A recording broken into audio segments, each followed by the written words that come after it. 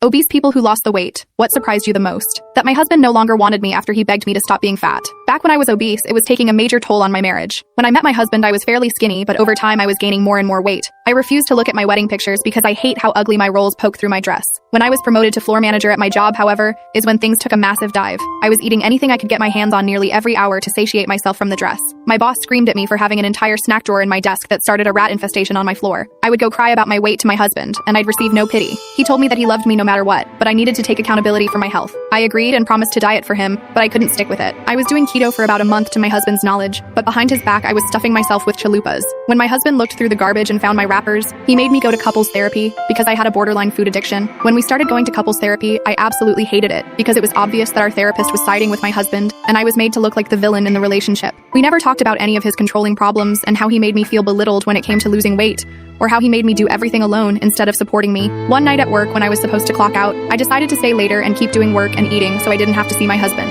At around 2 a.m., I remember I started to feel sluggish and I couldn't raise my left arm. My left eye kept closing, and the next thing I knew, I passed out. I woke up in the hospital a month later. I was told that I had a stroke at work, and a janitor had called an ambulance for me. During that entire month, I lost over 70 pounds, most of it being water weight, in the hospital. When I looked in the mirror, I was slimmer in my face, and to me, I was actually pleasant on my eyes. I had waited for my husband to visit me all day, but nothing. I called him multiple times, still nothing. That entire week, I reached out to him and still nothing. When I got discharged and arrived home, I found my husband eating breakfast at my dining table with our therapist. While I was having a stroke, my husband was eating waffles with our therapist who was supposed to be helping the both of us. At least now, I have the motivation to lose the rest of the weight.